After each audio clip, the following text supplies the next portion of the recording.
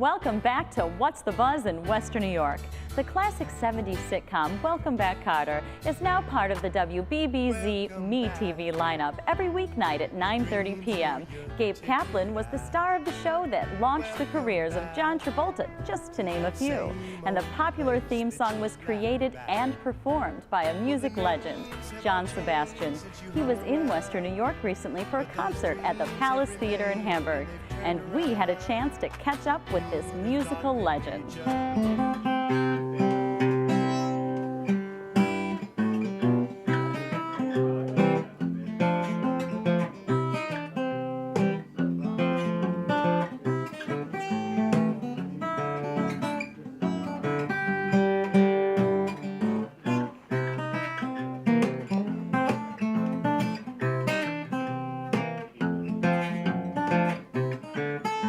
So we're here with John Sebastian, which is so exciting. This is like being with music royalty. We didn't all start out as royalty. We just started out as just lonely. Oh, I don't know. Guys, you know. I don't know. When I was reading up on your background and your history, your parents were phenomenal musicians as well. Right. So you come by this honestly. 4 decades. I'm very lucky that way. 4 yes. decades of great music from John Sebastian. Hey, it sounds longer when you put it that way. Well, in a good way. In a good way. 4 short decades. You know, when you were in Lovin Spoonful, you were the answer to the British invasion.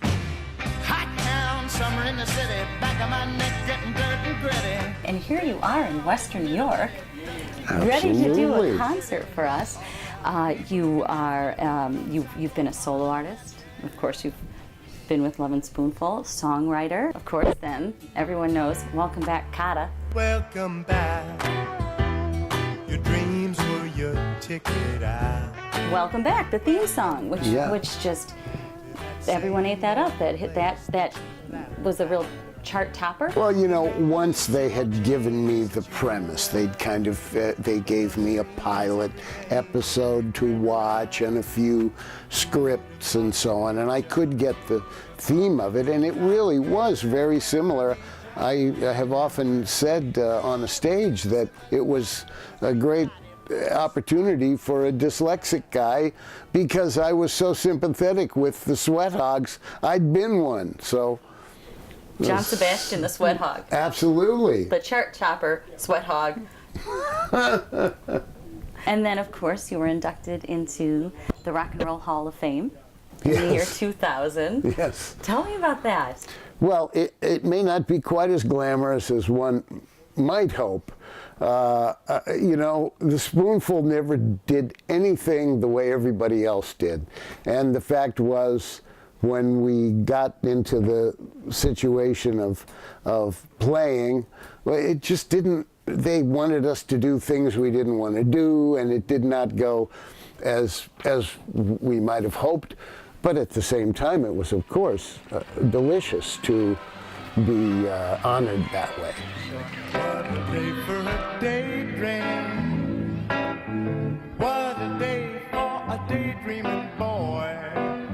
And now I'm lost in a daydream, dreaming about my bundle of joy. The Spoonful really got going out of this wonderful moment in Greenwich Village where there was suddenly this influx of pop music, and it was at a point when pop music was wonderfully detailed and interesting. And the Spoonful really was born out of my friendship with a producer by the name of Eric Jacobson, who produced people like Tim Hardin, and he and I discussed this idea of putting a band together, and very shortly thereafter I became good friends with Zal Yanofsky.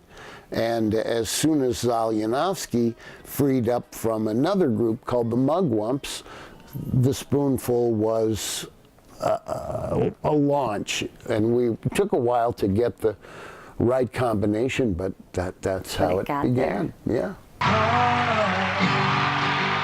And top of all the things with you today.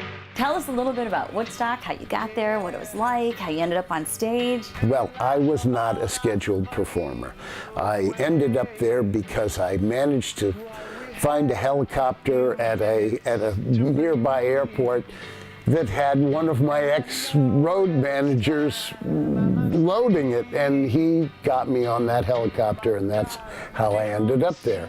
And I was not scheduled to play, except for the fact that it began to rain on the second day. At one point they said, well, yeah, we're having trouble with this water. We need somebody to, you know, hold them with an acoustic guitar while we sweep the stage. And I'm standing there talking, the two guys are here and here. I'm going, yeah, that's probably what we need to do. Then I look and I realize they're both looking at me. So yeah, that's how I ended up on stage. That's great. Thank you for letting me sit with you and You're talk very with welcome. you. It was my pleasure. Yes, indeed. Well, mine too.